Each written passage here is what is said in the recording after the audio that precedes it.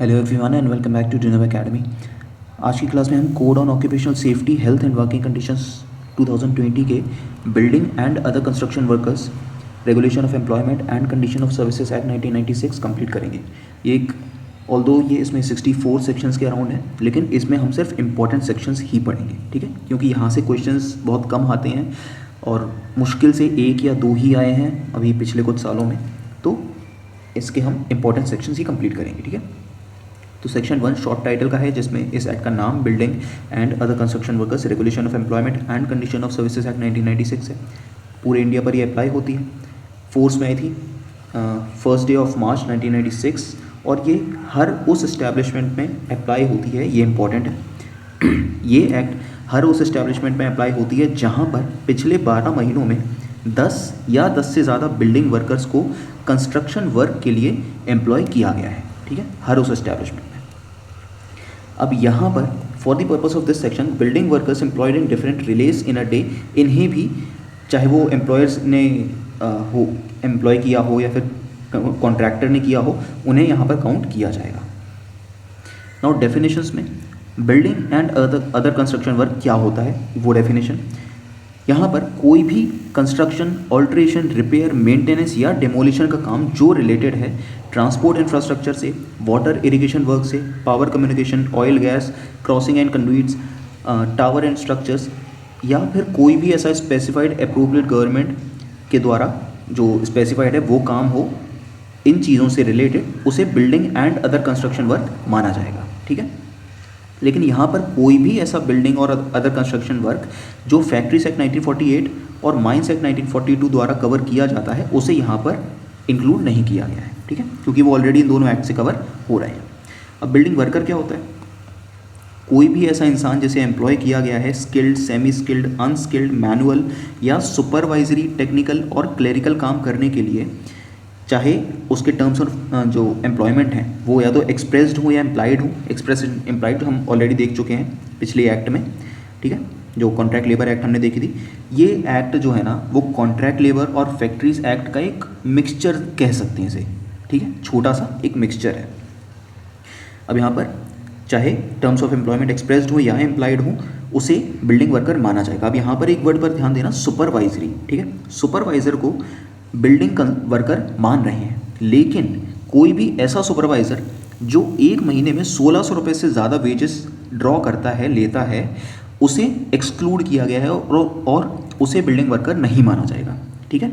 तो कोई भी ऐसा इंसान जो सुपरवाइजरी कैपेसिटी में 1600 रुपये पर मंथ ले रहा है, या फिर मैनेजरियल या एडमिनिस्ट्रेटिव कैपेसिटी में काम करता है, या फिर ऐसा सुपरवाइज़र जो 1600 रुपये तो नहीं कमा रहा, मान लो कम कमा रहा है, 1400 रुपये कमा रहा है, ठीक है, लेकिन वो मैनेजरियल नेचर का काम कर रहा है, ठीक है, उसका काम ऐसा है कि उसे सब कुछ मैनेज करना होता है, मैनेजरियल नेचर का उसका काम है, तब भी उसे बिल्डिंग वर्कर में काउंट नहीं किया जाएगा। तो यहाँ पर आपको ये 1600 रुपये की लिमिट याद रखनी है। अब एम्प्लॉयर कौन होगा? तो इस एक्ट में कोई भी अगर लोकल अथॉरिटी या अदर इस्टेब्लिशमेंट है जो बिना किसी कॉन्ट्रैक्टर के काम करती है, तो फिर वहाँ पर जो चीफ एग्जीक्यूटिव ऑफिसर होगा उस अथॉरिटी या एस्टैब्लिशमेंट का, उसे एम्प्लॉयर माना जाएगा, ठीक है। और अगर कोई भी काम कॉन्ट्रैक्टर के ज़रिए चलवाया जा रहा है, ठीक है, कॉन्ट्रैक्टर के ज़रिए कोई काम हो रहा है, तो यहाँ पर कॉन्ट्रैक्टर को ही एम्प्लॉयर माना जाएगा, ओके। बेसिकली जो भी इमीडिएट पर्सन होगा जो बिल्डिंग वर्कर से कॉन्टैक्ट में है, उसे ही एम्प्लॉयर मान रहे हैं यहाँ पर। अब आते हैं इंपॉर्टेंट सेक्शंस, बहुत इंपॉर्टेंट है ये आने वाले 3 सेक्शंस, ठीक है। सेक्शन 3 में सेंट्रल एडवाइजरी कमेटी की बात करते हैं। तो अब सेंट्रल एडवाइजरी कमेटी, तो इसे कॉन्स्टिट्यूट करेगी सेंट्रल गवर्नमेंट, और इसके फंक्शंस होंगे कि सेंट्रल गवर्नमेंट को एडवाइस करे जो भी मैटर्स सेंट्रल गवर्नमेंट इसे दे रही है। ये ठीक उसी तरह है जो हमने पिछली एक्ट में पढ़ा था, जो कॉन्ट्रैक्ट लेबर एक्ट थी ना, उसमें हमने कुछ एडवाइजरी कमेटीज़ पढ़ी थी या बोर्ड पढ़े थे, ये वही उसी तरह है। अब इसका कॉम्पोजिशन होगा, कौन कौन मेंबर्स होंगे इसमें? सबसे पहले एक चेयरपर्सन होगा जैसे सेंट्रल गवर्नमेंट अपॉइंट करेगी। यहाँ पर इंपॉर्टेंट ये है 3 मेंबर्स ऑफ पार्लियामेंट होंगे, यहाँ पर 3 MPs होंगे। अब इन 3 MPs में 2 इलेक्टेड किए जाएंगे लोकसभा द्वारा और 1 होगा राज्यसभा के द्वारा, ठीक है। डायरेक्टर जनरल ऑफ इंस्पेक्शन होगा जिसे सेक्शन 42 में अपॉइंट किया जाता है, तो वो इंपॉर्टेंट नहीं है हमारे लिए, but director general of inspection इसका एक्स ऑफिशियो मेंबर होगा। और अदर मेंबर्स होंगे जो टोटल 13 से ज़्यादा नहीं होंगे और 9 से कम नहीं होने चाहिए, ठीक है। तो ये लिमिट्स याद रखना, 9, 13, मैक्सिमम 13 और मिनिमम 9, ठीक है। अब इनके अलावा ये जो अदर मेंबर्स हैं 9 to 13 जो हैं सेंट्रल गवर्नमेंट नॉमिनेट करती है। अब ये जो मेंबर्स होंगे ना, ये इन फील्ड से हो सकते हैं जो भी सेंट्रल गवर्नमेंट को ठीक लगते हैं, ठीक है। जैसे कि एम्प्लॉयज़ का रिप्रेजेंटेटिव हो सकता है, बिल्डिंग वर्कर्स का हो सकता है, association of architects, engineers, accident insurance institutions, any other interest जो भी सेंट्रल गवर्नमेंट को सही लगता है। अब इनका काम क्या होगा, यहाँ पर बेसिकली काम हमने देख लिया, उसको एडवाइस ही करना है सेंट्रल गवर्नमेंट को। लेकिन यहाँ पर कुछ चीज़ें हैं जो रूल्स के द्वारा प्रिस्क्राइब किए जाएंगे। Number of persons to be appointed, total कितने पर्सन अपॉइंट किए जाएंगे, हमने देखा था लिमिट मिनिमम 9 to 13 वाली जो थी अदर पर्सन्स में, उसमें कितने लोगों को अपॉइंट किया जाएगा, ये रूल्स के द्वारा प्रिस्क्राइब किया जाएगा। टर्म्स और कंडीशंस क्या होंगी, ये अपने फंक्शंस को डिस्चार्ज करने के लिए क्या प्रोसीजर फॉलो करेंगे, ये प्रिस्क्राइब्ड होगा।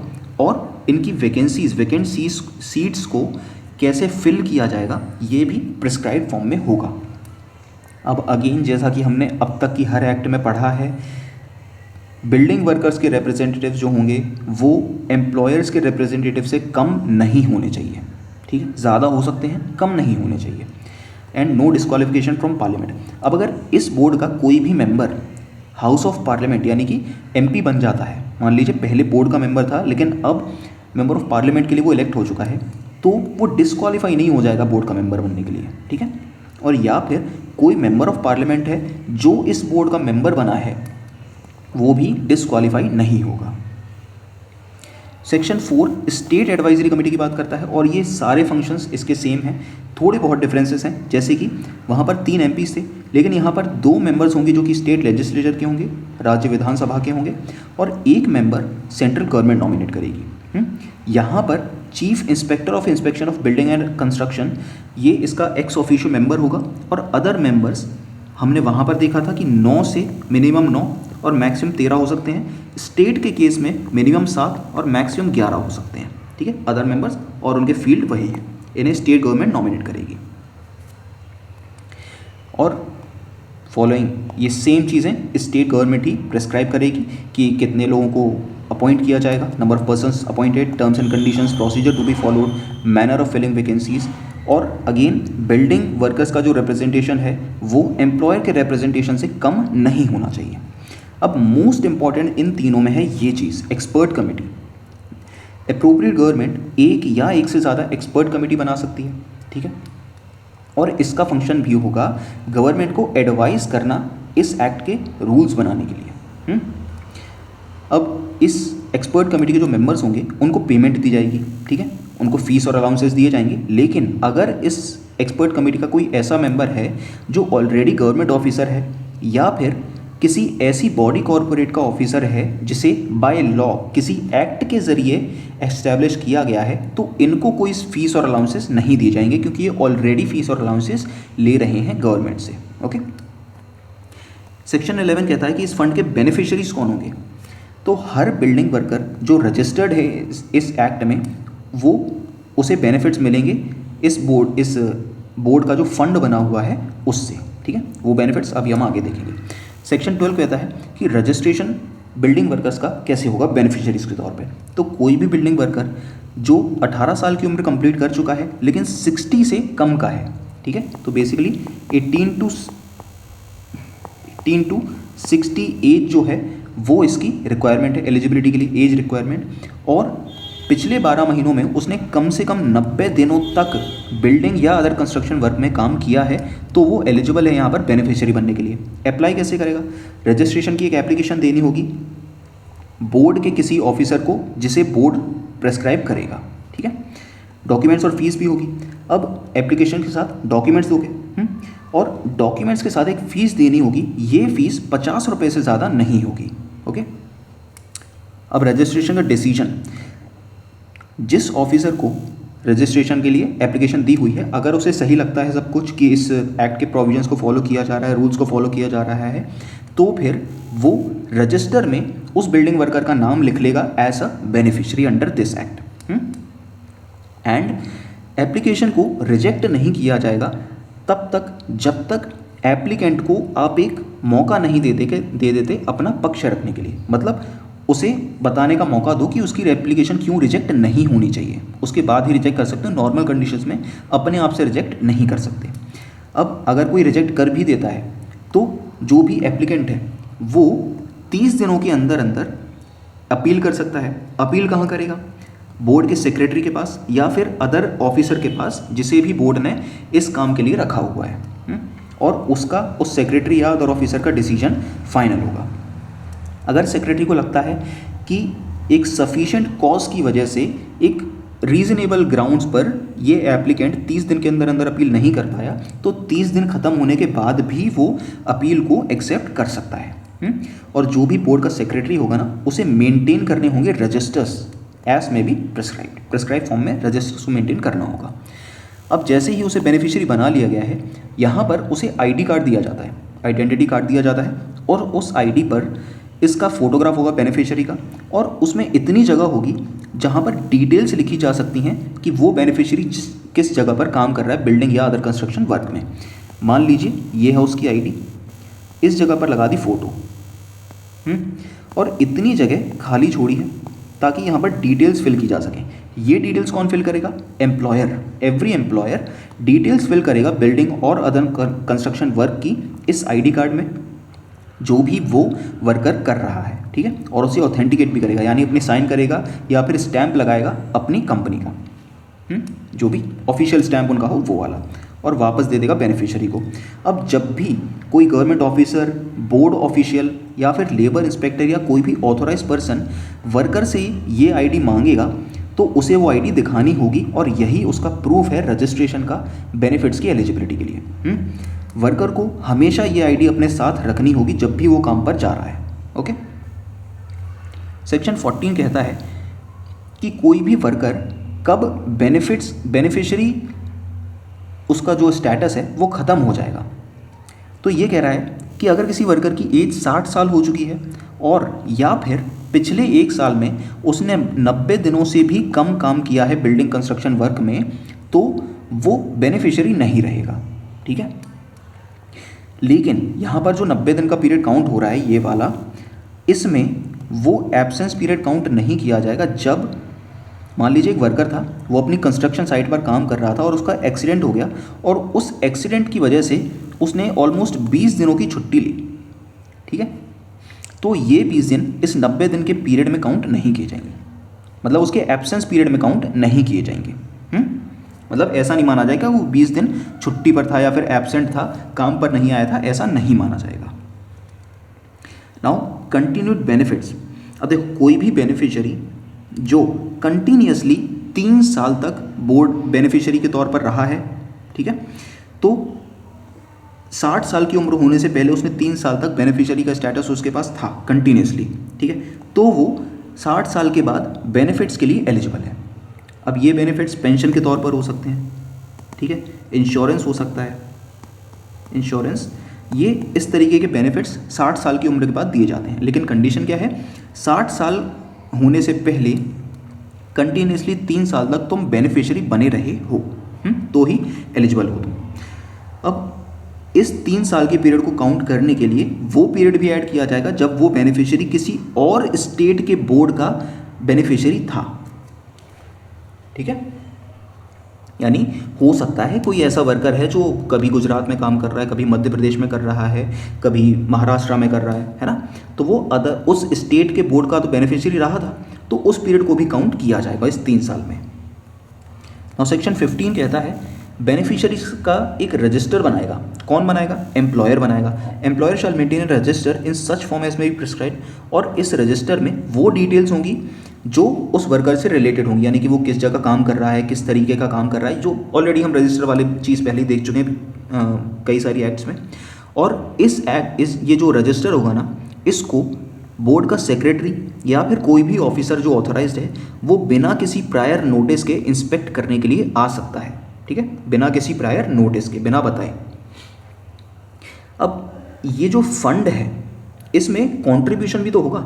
ये ठीक प्रोविडेंट फंड की तरह है। पीएफ जो होता है एम्प्लॉयज़ का, वहाँ पर एक छोटा सा हिस्सा उनकी सैलरी का कंट्रीब्यूशन में जाता है, ठीक है, उस कंट्रीब्यूशन से उन्हें आने वाले फ्यूचर में बेनिफिट्स मिलते हैं। ठीक उसी तरह यहाँ पर भी है, मंथली कंट्रीब्यूशन होता है बिल्डिंग वर्कर्स का, और a building worker who has been registered as a beneficiary 60 साल की उम्र कंप्लीट होने तक ये कंट्रीब्यूट करेगा इस फंड में, जो भी स्टेट गवर्नमेंट बताएगी उतना रेट होगा वो, ठीक है।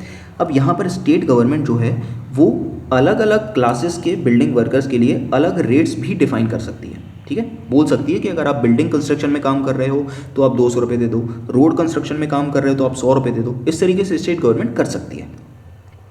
अब अगर बोर्ड सेटिस्फाइड है कि भैया कोई वर्कर है जिसके पास पैसे नहीं हैं अभी, ठीक है, फाइनेंशियल हार्डशिप से गुजर रहा है वो, तो फिर एक समय में एक बार में 3 महीनों के लिए वो उसका कंट्रीब्यूशन वेव कर सकती है, यानी कि रोक सकती है, कैंसिल कर सकती है, बोल देगी कि चलो ठीक है अभी तुम्हारे पास पैसे नहीं है तो तुम कंट्रीब्यूट मत करो, मैं 3 महीनों के लिए तुम्हें वेव ऑफ कर रहा हूँ कि तुम कंट्रीब्यूशन नहीं दोगे, ठीक है।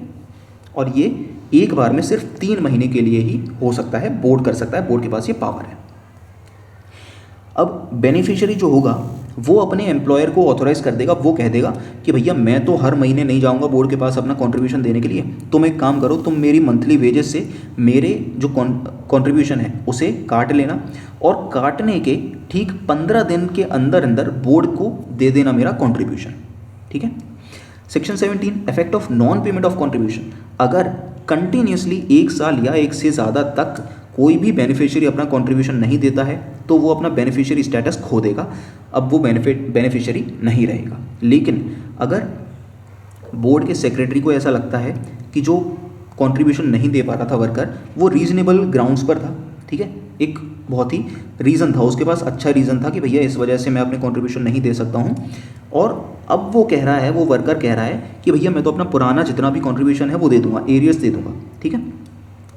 तो फिर उस डिपॉजिट को लेने के बाद, एरियर्स को लेने के बाद सेक्रेटरी जो है वो अलाउ कर देगा, वो बोल देगा कि तुम अपना एरियर्स पे कर दो और मैं तुम्हारा जो बेनिफिशियरी का स्टेटस था उसे रीस्टोर कर दूंगा, मतलब तुम फिर से बेनिफिशियरी बन जाओगे। सेक्शन 18 स्टेट वेलफेयर बोर्ड बनेगा, तो हर स्टेट एक स्टेट वेलफेयर बोर्ड बनाएगा और उसका नाम होगा स्टेट का नाम, उसके बाद building and other construction workers welfare board. Example के लिए लेते हैं Madhya Pradesh building and other construction workers welfare board, okay. और उसके पावर्स, फंक्शंस ये सभी इस एक्ट के तहत ही होंगे। इसका लीगल स्टेटस क्या होगा बोर्ड का? ये एक बॉडी कॉर्पोरेट होगा, बॉडी कॉर्पोरेट यानी कि एक कंपनी के तौर पर ये काम करेगा, इसका लीगल स्टेटस होगा, ये एक लीगल एंटिटी होगी, ठीक है। परपेचुअल सक्सेशन होगा, यानी कि इसके जो चेयरमैन होंगे, चेयरपर्सन होंगे, मेंबर्स होंगे, वो तो आते जाते रहेंगे लेकिन ये बोर्ड बना रहेगा हमेशा, ठीक है।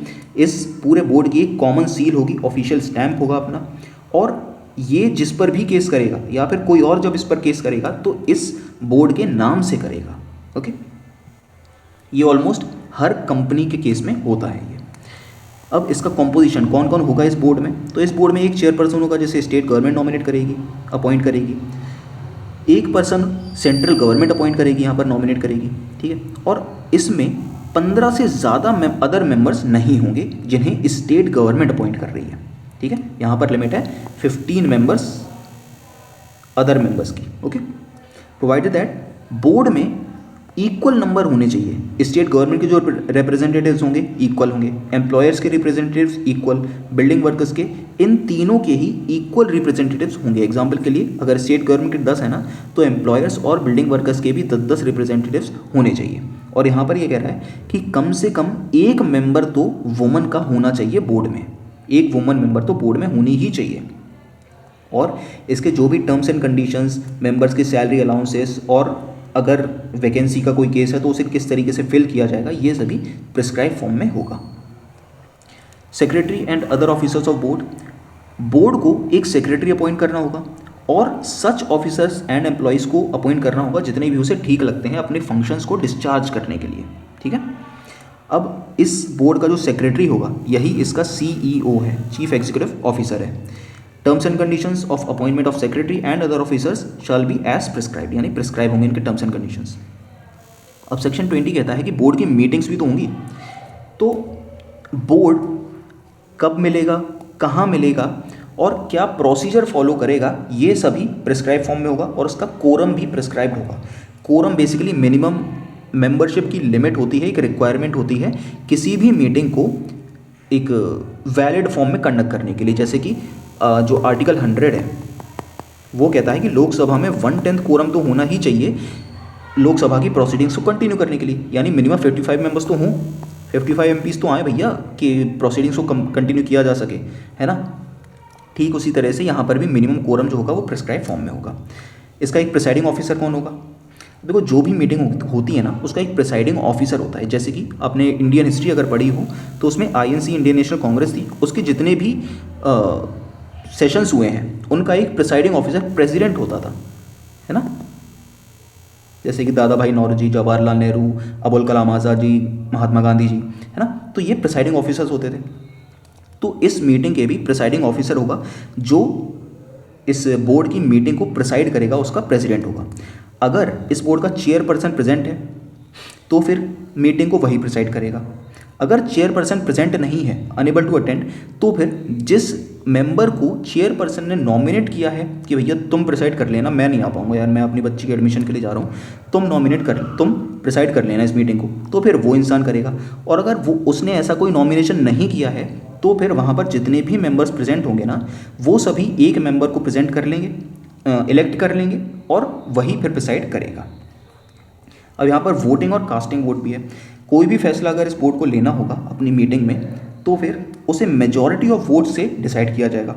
लेकिन अगर कोई भी टाई की सिचुएशन है, इक्वालिटी ऑफ वोट्स की सिचुएशन आ जाती है, तो इस केस में जो भी प्रिसाइडिंग ऑफिसर होगा, चाहे वो चेयरपर्सन हो या कोई और दूसरा इंसान हो, प्रिसाइडिंग ऑफिसर का वोट कास्टिंग वोट के तौर पर यहाँ पर होगा। अब देखो कास्टिंग वोट क्या होता है ना, नॉर्मल कंडीशंस में जो प्रिसाइडिंग ऑफिसर होगा वो वोट नहीं करेगा, ठीक है, जितने भी मेंबर्स होते हैं ना वही वोट करते हैं। लेकिन जब भी इक्वालिटी ऑफ वोट्स हो जाती है, एक टाई हो जाता है, तो इस केस में फैसला करने के लिए कास्टिंग वोट होता है इस चेयरपर्सन के पास, प्रेसिडेंट के पास, ओके, इस प्रिसाइडिंग ऑफिसर के पास। Vacancy is not to invalidate proceedings, already हम कई बार देख चुके हैं। अगर बोर्ड में कोई भी वैकेंसी है, ठीक है, या फिर किसी पर्सन के अपॉइंटमेंट में कोई डिफेक्ट था या बोर्ड के प्रोसीजर में इरेगुलरिटी, तो इन रीजंस की वजह से बोर्ड की जो मीटिंग होगी ना वो इनवैलिड नहीं हो जाएगी, वो तब भी वैलिड ही रहेगी। बोर्ड के फंक्शंस क्या होंगे?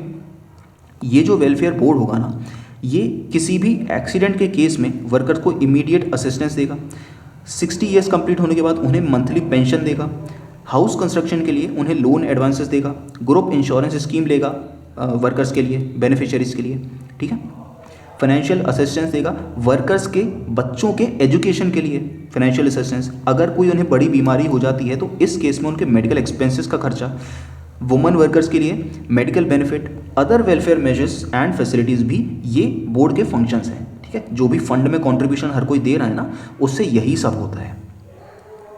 अब यहाँ पर अगर कोई एम्प्लॉयर और लोकल अथॉरिटी जो है वो स्टेट गवर्नमेंट की किसी स्कीम को पूरा करने के लिए बिल्डिंग वर्कर्स को कुछ फ़ायदे पहुंचा रही है, ठीक है, वेलफेयर के लिए काम कर रही है, तो इस केस में जो स्टेट गवर्नमेंट होगी, सॉरी बोर्ड जो होगा ना, वो यहाँ पर लोन या फिर सब्सिडी दे सकता है इस एम्प्लॉयर या फिर लोकल अथॉरिटी को, ठीक है, क्योंकि ओरिजिनली हो सकता है ये काम बोर्ड को करना हो, है ना, बोर्ड के पास तो पैसा ऑलरेडी आ गया है उस चीज़ के लिए, तो ये पैसा वो एम्प्लॉयर या फिर लोकल अथॉरिटी को दे सकती है।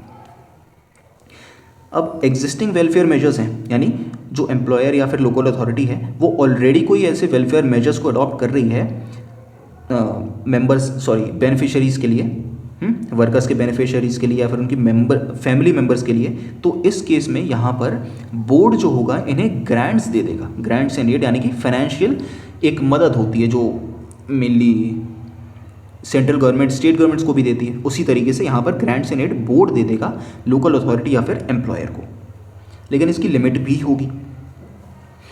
The amount spent in providing welfare measures and facilities as determined by the state government. अब जो भी पैसा खर्च होगा ये वेलफेयर मेजर्स और फैसिलिटीज़ के लिए वो स्टेट गवर्नमेंट प्रिस्क्राइब करेगी, ठीक है, सच अमाउंट एज में प्रिस्क्राइब, या फिर जो स्टेट गवर्नमेंट ने डिसाइड किया है वो होगा, जो भी कम हो उतना ही अमाउंट आपको खर्च करना है वेलफेयर मेजर्स में। अब अगर ये मान लो यहाँ पर गवर्नमेंट ने डिसाइड किया 1 लाख रुपये, 1 लाख रुपये आप वर्कर्स के वेलफेयर मेजर्स में खर्च कर सकते हो, हम आपको वापस दे देंगे, ग्रांट्स के तौर पर हम आपको दे देंगे। लेकिन एम्प्लॉयर ने क्या किया, यहाँ पर सिर्फ 10,000 रुपये ही खर्च किए। इस केस में उसे कोई भी ग्रांट से एड नहीं मिलेगा क्योंकि उसने प्रिस्क्राइब्ड अमाउंट से कम खर्च किया है। Section 24 building and other construction workers welfare fund and it's applications. सबसे पहले तो बोर्ड ने एक फंड बनाना है, बोर्ड को एक फंड बनाना है और उस फंड को बोलेंगे building and other construction workers welfare fund.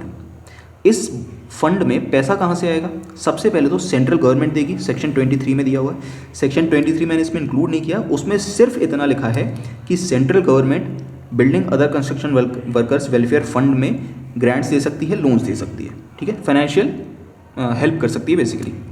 तो ये जाएगा फंड में। बेनिफिशियरीज जो भी कंट्रीब्यूशन दे रहे हैं अपने मंथली पेमेंट्स में से, वो इस फंड में जाएगा और अदर सोर्सेज से भी पैसा इसमें जा सकता है जो भी सेंट्रल गवर्नमेंट डिसाइड करती है।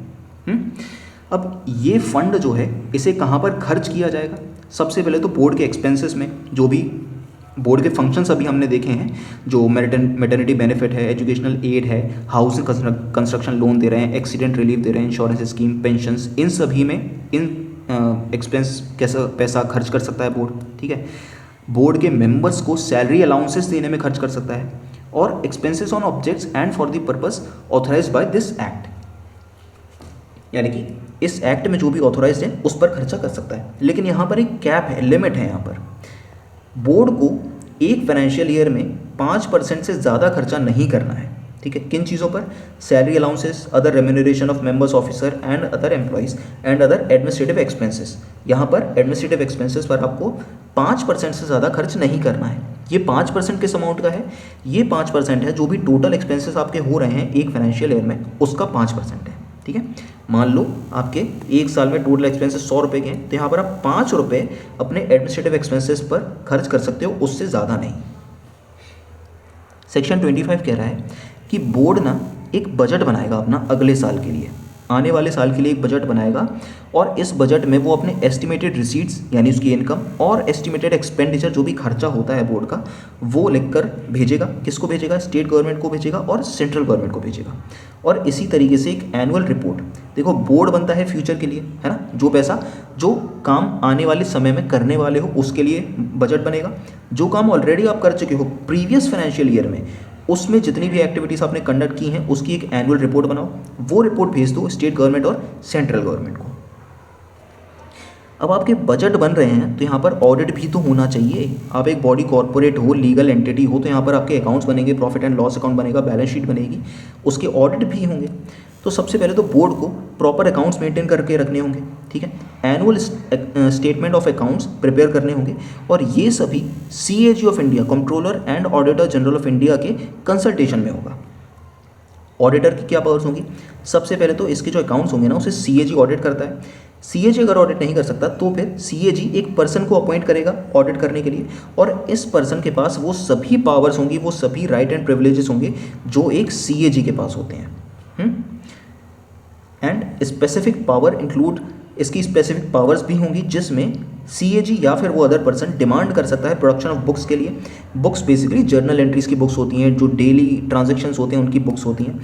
अकाउंट्स हो सकते हैं, कनेक्टेड वाउचर होते हैं। वाउचर बेसिकली एक ट्रांजैक्शन की एक सबूत के तौर पर एक स्लिप होती है, ठीक है, कि दो पार्टीज़ के बीच में ये ट्रांजैक्शन हुआ है और उसका ये वाउचर है। अदर डॉक्यूमेंट्स या फिर पेपर इंस्पेक्ट करने के लिए डिमांड कर सकता है ये ऑफिसर, ऑडिटर बेसिकली। अब एनुअल ऑडिट और पेमेंट होगा। Account of the board shall be audited bye CAG annually, मतलब एनुअली CAG उनको ऑडिट करेगा और इस ऑडिट में जो भी खर्चा होगा वो बोर्ड पे करेगा CAG को। और जो भी ऑडिटेड अकाउंट्स होंगे वो बोर्ड भेजेगा स्टेट गवर्नमेंट को और it's audited copy of accounts together with the auditors report, यानी ऑडिटेड कॉपी जो होगी अकाउंट्स की वो और ऑडिटर की जो रिपोर्ट होगी। CAG हमेशा जब भी इंडियन गवर्नमेंट के अकाउंट्स को भी चेक करता है, ऑडिट करता है, तो वहाँ पर भी एक रिपोर्ट पब्लिश करता है CAG अपनी, जिसमें जितना भी करप्शन हुआ है या फिर किस स्कीम में कितना पैसा खर्च हुआ है उस सभी के बारे में उस रिपोर्ट में लिखा हुआ होता है। तो यहाँ पर ये कह रहा है कि ऑडिट जो भी आपके अकाउंट्स ऑडिट हुए हैं उसकी एक कॉपी और ऑडिटर की एक रिपोर्ट स्टेट गवर्नमेंट के पास भेज दो। अब जैसे ही स्टेट गवर्नमेंट को ये रिपोर्ट मिलेगी तो जितना जल्दी हो सकता है उतना जल्दी स्टेट गवर्नमेंट को ये रिपोर्ट और जो ऑडिट एनुअल रिपोर्ट और ऑडिटर की रिपोर्ट जो है वो स्टेट गवर्नमेंट, स्टेट लेजिस्लेचर में प्रेजेंट करनी पड़ेगी। नाउ सेक्शन 28 कहता है normal working day and rest day. यहाँ पर appropriate government normal working day के कितने घंटे एक वर्कर काम करेगा वो फिक्स कर सकती है। हर 7 दिनों में एक दिन रेस्ट का होगा, ये गवर्नमेंट डिसाइड कर सकती है। और अगर उससे रेस्ट डे पर काम करवा रहे हो तो उसे ओवर टाइम रेट पर वेजेस देने होंगे। ओवर टाइम क्या होगा? ट्वाइस। जो नॉर्मल वेजेस आपको मिल रहे हैं उसका डबल होगा ओवर टाइम वेजेस। लेकिन यहाँ पर एक्सेप्शन है, अगर आप उससे अर्जेंट वर्क है या फिर अनफोर्सीन एमरजेंसी है, प्रिपरेटरी या कॉम्प्लीमेंट्री वर्क है जो आउटसाइड नॉर्मल आवर्स हो सकता है, जैसे कि एग्जांपल के लिए रोड कंस्ट्रक्शन का काम है, उसे दिन की बजाय करने के रात के समय में करना ज़्यादा इजी होता है, क्योंकि दिन के समय ट्रैफिक बहुत ज़्यादा होता है ना, तो आउटसाइड नॉर्मल आवर्स हो रहा है ना, तो यहाँ पर एक्सेप्शन है। ये टेक्निकल रीजंस की वजह से वो काम जो है वो एक दिन ख़त्म होने से पहले ही कंप्लीट करना होगा, तो ये एक्सेप्शन है। या फिर नेचुरल फोर्सेस की वजह से उसे इरेगुलर टाइम पर किया जाएगा, तो ये चीज़ें इसमें एक्सेप्शन है। ओवर टाइम वेजेस क्या होंगे? Twice the ordinary rate of wages. Ordinary rate of wages क्या है? Basic wages plus allowances currently जो उस वर्कर को मिल रहे हैं, जिसमें बोनस इंक्लूड नहीं किया जाएगा। Registered records and notices already हम देख चुके हैं, एम्प्लॉयर मेंटेन करेगा, जिसमें normal working hours, weekly rest day, ठीक है, ये सभी लिखेगा वो उस रजिस्टर में। अब यहाँ पर अप्रोप्रिएट गवर्नमेंट एक वेज बुक या फिर वेज स्लिप भी बना सकती है प्रिस्क्राइब मैनर में, ठीक है, यहाँ पर याद रखना। अगर कोई भी पर्सन डेफ है, ठीक है, सुन नहीं सकता, देख नहीं सकता, या फिर उसे काम करने के दौरान चक्कर आ सकते हैं, अनबैलेंस हो सकता है वो, जिसकी वजह से एक्सीडेंट हो सकता है, तो ऐसा कोई भी इंसान होगा वो काम नहीं करेगा, उसे प्रोहिबिट कर दिया जाएगा, और वो ऐसा काम नहीं करेगा बेसिकली जो डेंजरस ऑपरेशन हो, जिसमें एक्सीडेंट होने का खतरा ज़्यादा हो उसके खुद के लिए या फिर किसी और के लिए। मान लीजिए कोई ऐसी मशीन ऑपरेट कर रहा है और उस मशीन को ऑपरेट करने के दौरान उसे चक्कर आ गए और वो अनबैलेंस हो गया, तो उस मशीन के अनबैलेंस होने से किसी और वर्कर को नुकसान हो गया, उसका एक्सीडेंट हो गया, है ना, तो ये भी हो सकता है। तो ऐसे वर्कर्स को काम नहीं करवाया जाएगा डेंजरस ऑपरेशंस में। यहाँ पर फैक्ट्रीज एक्ट में जैसा हमने देखा था, ड्रिंकिंग वाटर की फैसिलिटी होगी, और ये ड्रिंकिंग वाटर की जो जगह होगी उसे लेबल किया जाएगा ड्रिंकिंग वाटर, और किसी भी यूरिनल या लेट्रिन या वॉशिंग प्लेस से 6 मीटर से दूर ही ये जगह होगी। लैट्रिन यूरिनल्स भी प्रोवाइड किए जाएंगे, और ऑल्दो नॉर्मल कंडीशंस में ये सेपरेट होने चाहिए, लेकिन अगर 50 से कम लोग एम्प्लॉयड हैं, 50 से कम बिल्डिंग वर्कर्स एम्प्लॉयड किए हैं, या फिर ये जो लैट्रिन है ये वाटर बोन सीवेज सिस्टम से कनेक्टेड है, तो फिर सेपरेट यूरिनल्स की ज़रूरत नहीं पड़ेगी। एकोमोडेशन भी देना होगा। जिस भी कंस्ट्रक्शन साइट पर लोग काम कर रहे हैं, बिल्डिंग वर्कर्स काम कर रहे हैं, वहाँ पर एक free temporary living accommodation provide करवाना होगा एम्प्लॉयर को, ठीक है। इस एकोमोडेशन में कुकिंग प्लेस होनी चाहिए, बेदिंग प्लेस होनी चाहिए, वॉशिंग प्लेस और लेबोरेटरी होनी चाहिए, ठीक है। लेबोरेटरी बेसिकली टॉयलेट होनी चाहिए, और काम ख़त्म होने के बाद ये जो टेम्परेरी एकोमोडेशन है ना, इसे रिमूव करो या डिमोलिश करना होगा, रीस्टोर करना होगा ग्राउंड को उस लेवल पर जो पहले था, एकोमोडेशन बनने के पहले था। और अगर ये टेम्परेरी एकोमोडेशन की जगह एम्प्लॉयर को म्युनिसिपल बोर्ड या लोकल अथॉरिटी ने दी है, तो इस लैंड को उसी कंडीशन में वापस देना होगा जिस कंडीशन में इसे मिली हुई थी एम्प्लॉयर को। और ये सभी जो खर्चा होगा रिमूव, डिमोलिश का, रीस्टोरेशन का, ये सभी एम्प्लॉयर अपने खर्चे पर करेगा। सेक्शन 35 कहता है कि अगर किसी भी साइट पर, किसी भी बिल्डिंग कंस्ट्रक्शन वर्क में 50 या 50 से ज़्यादा वुमन वर्कर्स काम कर रहे हैं, तो यहाँ पर क्रैच की फैसिलिटी होनी चाहिए 6 साल से कम के बच्चों के लिए। सेम है फैक्ट्रीज एक्ट की तरह, सेम, एग्जैक्ट सेम। ये क्रैच जो होगा यहाँ पर एडिक्वेट एकोमोडेशन होना चाहिए, लाइटिंग और वेंटिलेशन अच्छा होना चाहिए, क्लीन और सैनिटरी कंडीशन होनी चाहिए, और इस क्रैच का एक वुमन इंचार्ज होगी, और ये वुमन इंचार्ज जो होगी वो ट्रेंड होनी चाहिए चिल्ड्रन और इन्फेंट्स की केयर करने में। फर्स्ट एड की फैसिलिटीज़ होनी चाहिए, ठीक है। कैंटीन्स कहाँ पर होंगी? जिस भी एस्टैब्लिशमेंट में 250 से ज़्यादा, more than 250 building workers employed हैं, वहाँ पर एक कैंटीन होनी चाहिए। जहाँ पर भी 500 से ज़्यादा बिल्डिंग वर्कर्स एम्प्लॉयड हैं, वहाँ पर एक सेफ्टी कमिटी बननी चाहिए, ठीक है। और इस सेफ्टी कमिटी में number of representatives of employer and building workers जो स्टेट गवर्नमेंट प्रिस्क्राइब करेगी उतने होंगे। ठीक है, यहाँ पर आपको ये लिमिट याद रखनी है, 500 सेफ्टी कमेटी और 250 कैंटीन्स के लिए, 50 क्रैच की है। अब यहाँ पर कह रहा है कि जो वर्कर्स के रिप्रेजेंटेटिव होंगे वो कम नहीं होने चाहिए एम्प्लॉयज़ के रिप्रेजेंटेटिव से इस सेफ्टी कमेटी में। यहाँ पर सेफ्टी ऑफिसर की भी बात है, अगर 500 से ज़्यादा वर्कर्स एम्प्लॉयड हैं तो एम्प्लॉयर को एक सेफ्टी ऑफिसर को भी अपॉइंट करना होगा और उसकी क्वालिफिकेशंस और ड्यूटीज़ प्रिस्क्राइब फॉर्म में होंगी। सेक्शन 39 कहता है कि अगर आपकी बिल्डिंग कंस्ट्रक्शन साइट पर कोई एक्सीडेंट हुआ है तो उसका नोटिस दो। ये एक्सीडेंट अगर किसी की डेथ हो जाती है या फिर ऐसी बॉडी इंजरी होती है जिसके तुरंत बाद, यानी उस इंजरी के होने के तुरंत बाद 48 आवर्स तक, आने वाले 48 आवर्स तक वो वर्कर काम नहीं कर सकता, ठीक है, या फिर प्रिस्क्राइब नेचर की एक्सीडेंट है, तो फिर उसका एक नोटिस देना होगा सच अथॉरिटी को प्रिस्क्राइब टाइम में, प्रिस्क्राइब फॉर्म में। अब जैसे ही उस अथॉरिटी को ये नोटिस मिलेगा, एक्सीडेंट का नोटिस मिलेगा, तो उसे एक इन्वेस्टिगेशन कंडक्ट कर सकता है वो, अगर उसे लगता है ज़रूरी तो। लेकिन अगर ये कोई फैटल एक्सीडेंट का नोटिस है, यानी कि ऐसा एक्सीडेंट जिसमें 5 या 5 से ज़्यादा लोगों की डेथ हो चुकी है, तो फिर यहाँ पर इस अथॉरिटी को इन्वेस्टिगेशन कंडक्ट करनी ही होगी, ज़रूरी है, मैंडेटरी है, within 1 month from the receipt of the notice, यानी जब वो नोटिस मिला है उससे 1 महीने के अंदर अंदर इंक्वायरी कंडक्ट करनी होगी। अब ये तो हो गई हमारी building and other construction workers act 1996। इससे रिलेटेड एक बहुत ही छोटी सी एक्ट है जो है cess act, building and other construction workers welfare cess act. सबसे पहले सेस समझ लेते हैं क्या होता है।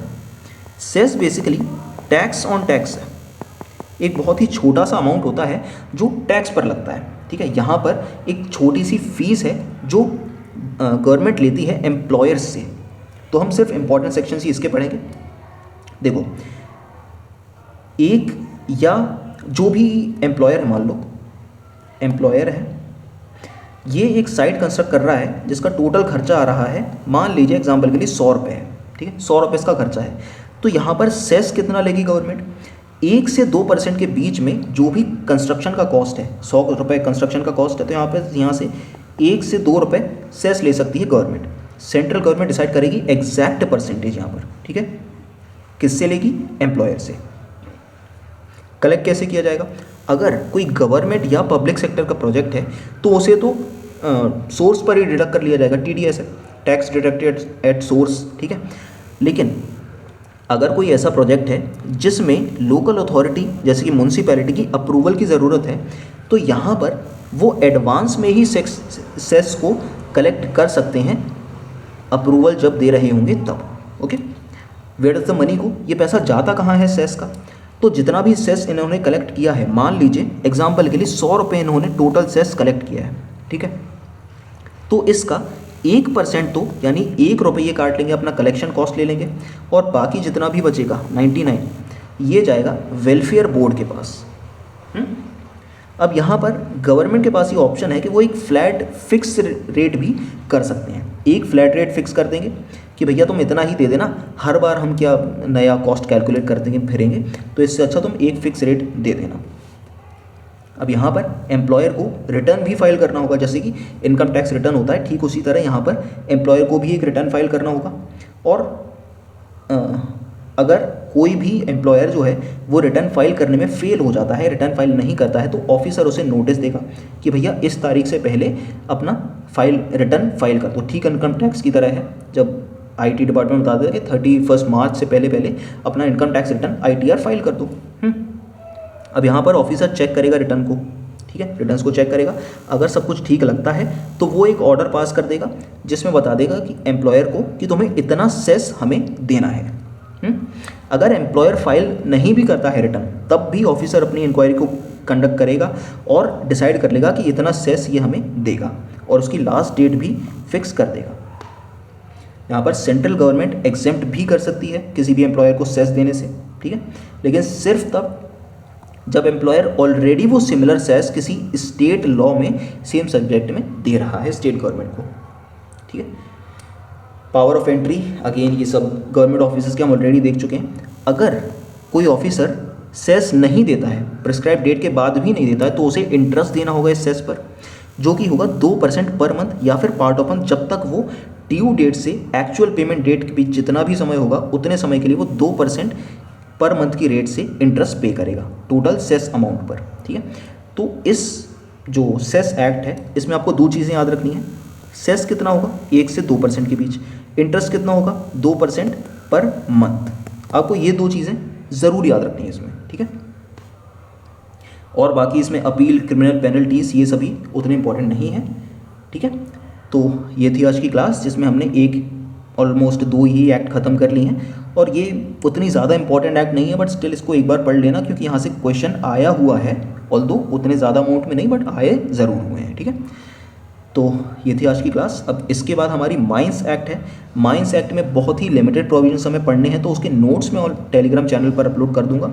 टेलीग्राम चैनल की लिंक आपको डिस्क्रिप्शन में मिल जाएगी, वहाँ से आप ज्वाइन कर सकते हैं, ठीक है। वहाँ से नोट्स को डाउनलोड करके ज़रूर पढ़िए, सभी PDF फॉर्मेट में है, ईजी लैंग्वेज में है, और अपनी तैयारी को कंटिन्यू करिए, ठीक है। माइंस एक्ट के नोट्स अपलोड करने के बाद कुछ दिन बाद हम जो लास्ट हमारा कोड है social security code on social security, इसमें EPF act, employee state insurance, ये सभी एक्ट्स उसमें आती हैं, तो उसे हम शुरू करेंगे, ठीक है। तो मिलते हैं अगली क्लास में, तब तक के लिए गुड बाय।